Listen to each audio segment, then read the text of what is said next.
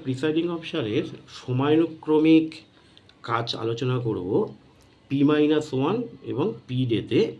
কিন্তু এই কাজগুলো করার জন্য আমাদের কিছু তথ্য লাগবে। সেই তথ্যগুলো একটা পেজের মধ্যে যাতে থাকে সেরকম আমাদের প্রথমেই করে নিতে হবে। দেখুন, প্রথমেই আমাদের name of election, PC, AC, polling station date, এগুলো আমাদের একটা জায়গায় প্রথমে 1 নম্বরে লিখে নিতে হবে। তারপরে সিরিয়াল নাম্বার বা identification number of CU, VU, VVPAT, এবং প্রত্যেকটা কোথায় কোথায় লাগবে দেখুন আমি প্রত্যেকটা লিখে দিয়েছি। 17C পিআরওস ডায়েরি এবং স্ক্রুটিনিয়ার ডাটা শিট। তারপরে green paper seal, special address track, pink paper seal, address track, tendered ballot paper. এটা হচ্ছে আমি 3 নাম দিয়েছি কারণ আমাদের সব জায়গাতেই এইগুলো অনেক জায়গায় ফিল আপ করতে লাগবে। কোথায় কোথায় ফিল আপ করতে লাগবে দেখুন আমি লিখে দিয়েছি। 17C PROs diary, স্ক্রুটিনিয়ার data sheet এবং একটা ম্যাট্রিক্স। এখানে শুধু ইয়েস আর নো ব্যাপার থাকবে, কিন্তু এই তথ্যটা ইয়েস বা নো এর মতো থাকবে ম্যাট্রিক্সে, ঠিক আছে?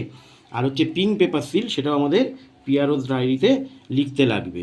এরকমভাবে প্রত্যেকটা টপিক আপনার একবার এই ছবিটা একটু বড় করে পুরো সম্পূর্ণ ছবিটা একবার দেখে নিন। আমি সব জায়গাতেই কোথায় কোথায় তথ্যগুলো লাগবে তাও ডান সাইডে লিখে দিয়েছি। এবার পুরো ছবিটা একবার দেখে নিন।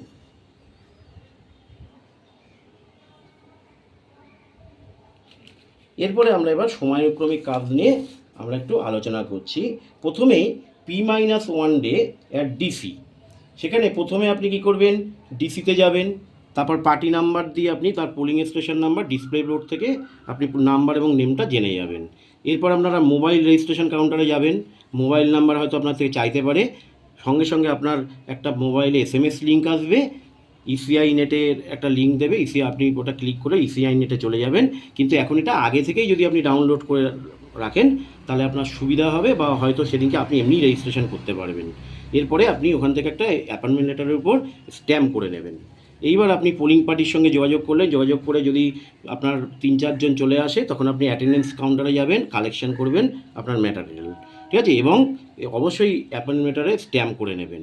এইবার আপনি কী কী চেকিং করবেন, আমি পুরো যা যা সব চেক করতে হবে সব লিখেছি, তবু আমি কতগুলো গুরুত্বপূর্ণ জিনিস এখানে বলি। সিইউ এর ব্যাটারিটা অবশ্যই দেখে নেবেন, এবং ওই পিএসের কিনা আর কি তার অ্যাড্রেস ট্র্যাক থেকে, হ্যাঁ, এগুলো সব দেখে নেবেন আপনি যে আপনার পোলিং স্টেশনের জন্য এই মেশিনগুলো আছে কিনা। CU, VU, VVPAT, general green paper seal, special address track, pink paper seal আর ব্ল্যাক এনভেলপ।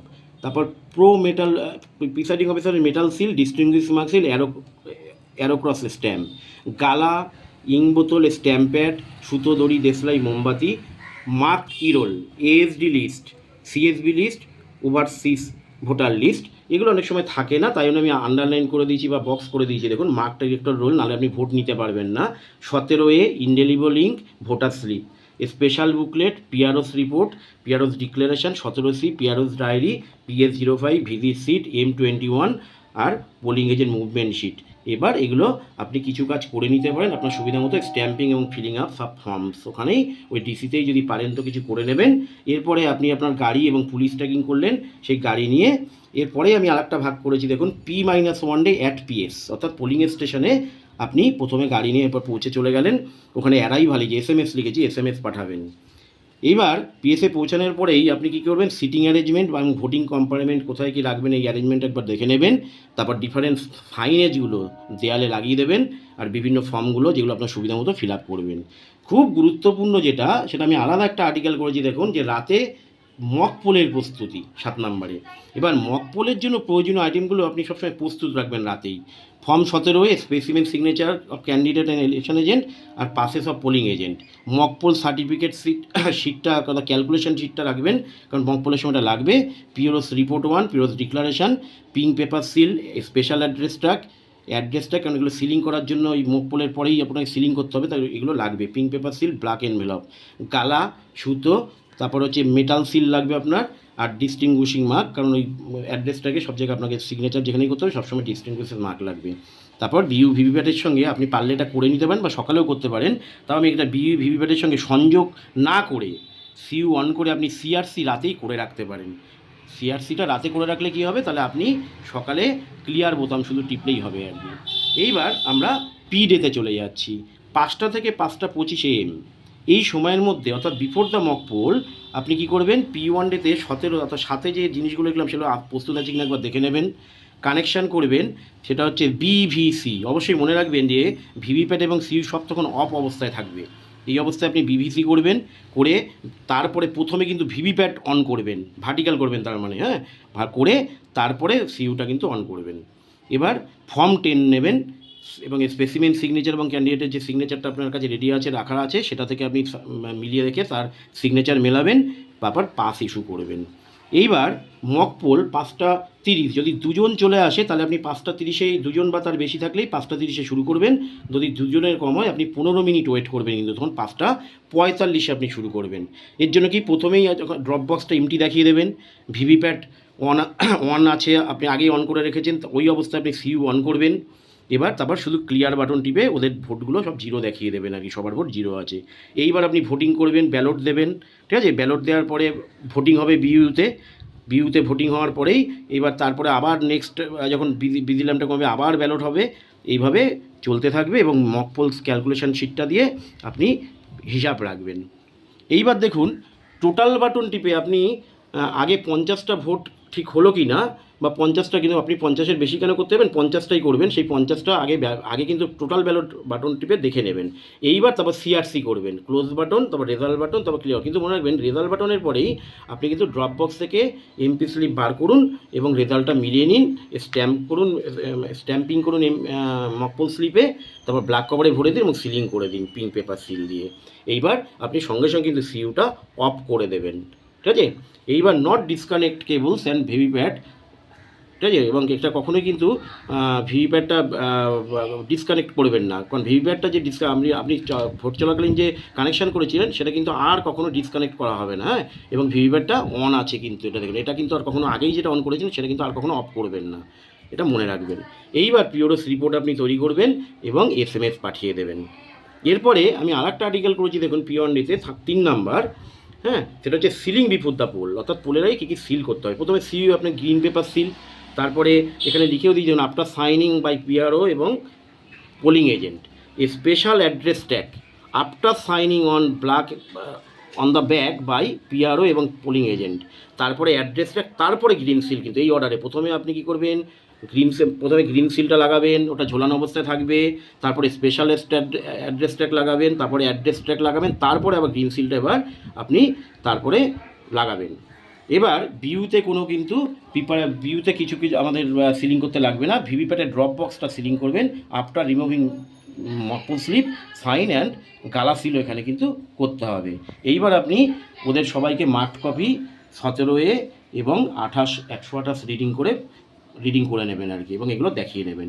এইবার ঠিক 6:55 থেকে 57, যাই হোক এরকম একটা সুবিধা মতো টাইমে সিইউটা অন করবেন, টোটাল বাটন টিপে দেখে নেবেন যে কোনো ভোট পড়েনি, ওদেরও দেখিয়ে দেবেন এবং টাইমটা নোট করবেন, এবং এটা মোর না লেস আছে আর কি সময়টা আপনার স্ট্যান্ডার্ড টাইম থেকে, সেটা একবার নোট করে নেবেন এখানে।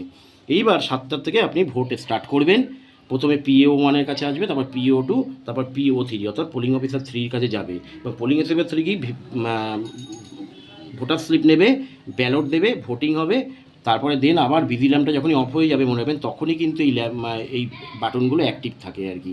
তারপর নেক্সট ভোটার আসবে, ব্যালট দেবেন, আবার ভোটিং, এরকম সোন, এরকমভাবে চলতে থাকবে। টু আর্লি রিপোর্ট 9টার সময়, 11টার সময়, 1টার সময়, 3টের সময়, 5টার সময় আপনি টোটাল বাটন টিপে আপনার মিলিয়ে নেবেন 17-এর সঙ্গে এই মেশিনের ভোটটা টোটাল কত হচ্ছে, এবং এটা আমাকে SMS করতে হবে। এই যে আমি SMS লিখে দিয়েছি।